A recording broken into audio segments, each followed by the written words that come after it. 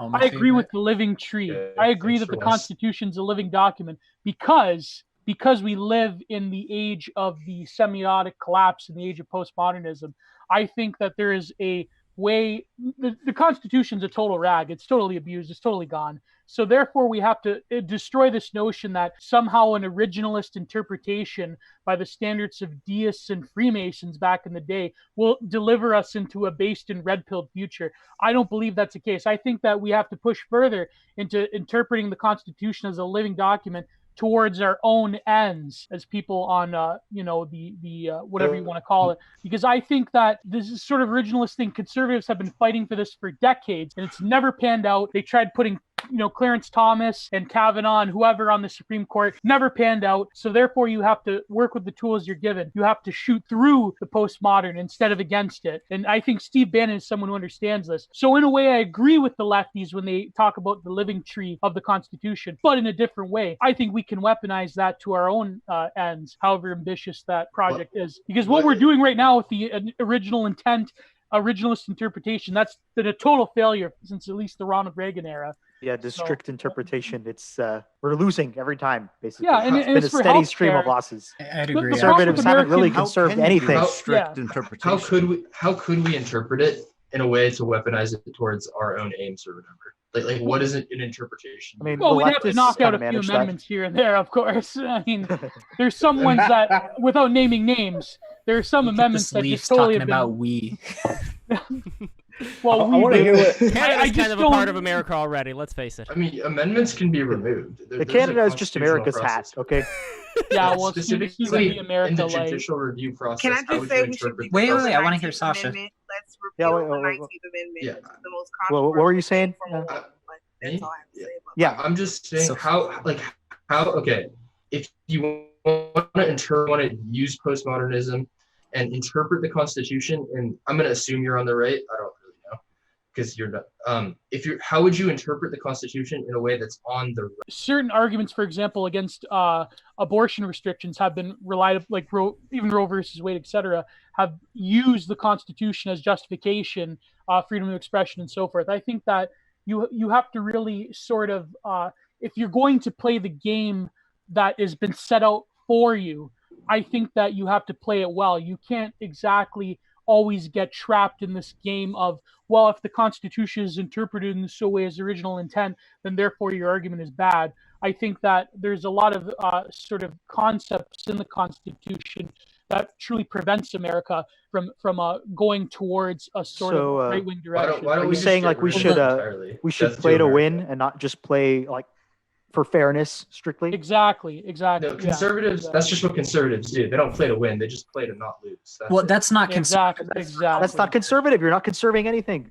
In the American context, you're conserving what it was like 20 years ago, which were the exact conditions that led to the present. Yeah, that's the problem with America is that the political sort of spectrum has become so thoroughly distorted because America is a classical liberal political spectrum. That said, American conservatives are the most conservatives on the world stage. No, but that's only because of exactly the fact that it went. See, being a Canadian, I think I could talk about this. Sorry, I'm rambling on, but let me use George Grant's book "Lament for a Nation."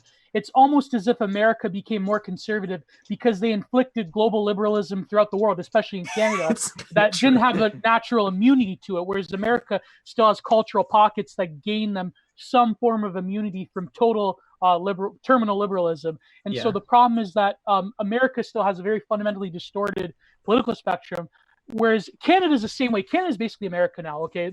George Grant is right. All of the old world European stuff, that's gone. So when it comes to America, we're dealing still in Canada with that same neoliberal political spectrum, whereas I would say that an older European high Tory definition of the right is more apt. But of course, in the American context, the right means, I don't know, people think it means fucking the free market or some crap like that. So it really is difficult to talk about these issues in that American liberal tradition from classical liberalism onwards. And so I think this is the problem, is that a lot of American conservatives cannot get past that sort of, Ben Shapiro, Sargon of Akkad, we need to go back to classical liberalism, then it'll fix all of our problems. Like, so, like again, It's someone very like Steve British. Bannon recognizes this.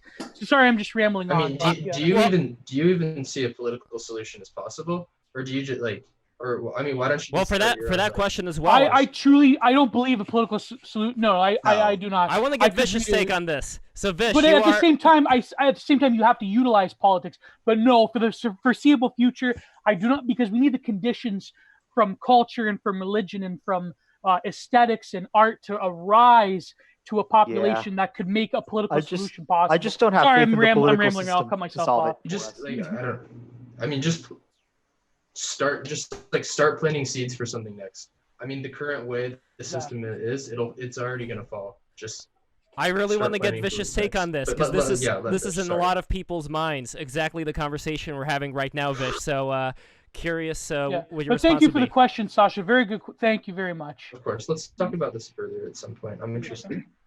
Yeah. So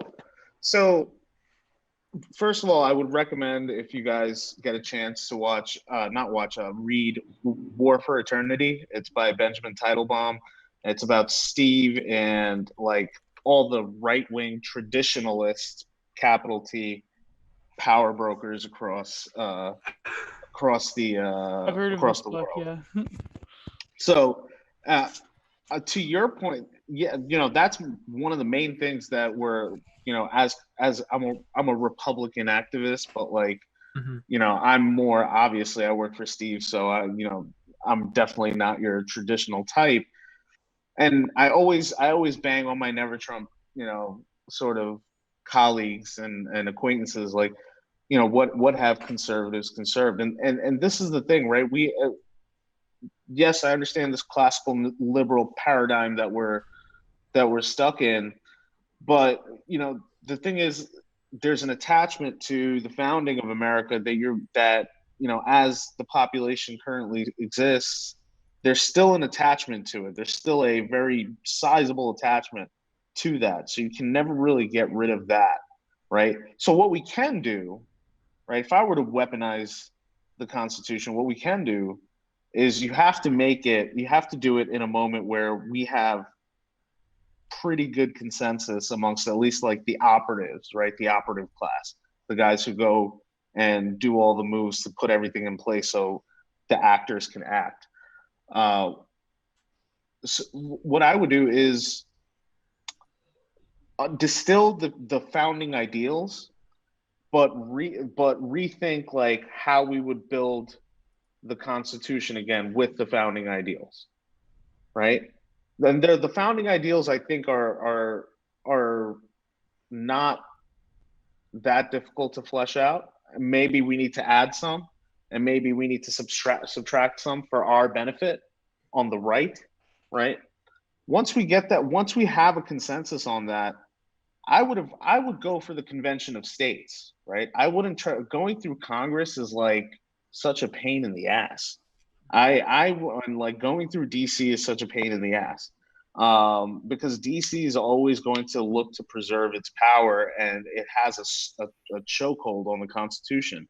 If you can get, there are other ways. You can call a constitutional convention, I think, with 3/4 of the states approval or something like that. So if you can get one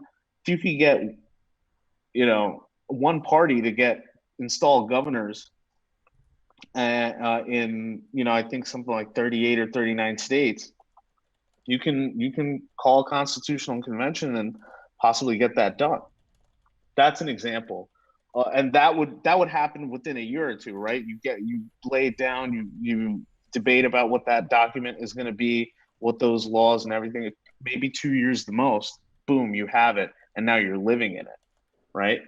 So that could be something, but like to an extent, but like what is it that the right is trying to, or conservatives, or based in red-pilled future, as Gio over there said, how do we actually get there? What are those ideals that we're trying to put forth, and what are we trying to exemplify?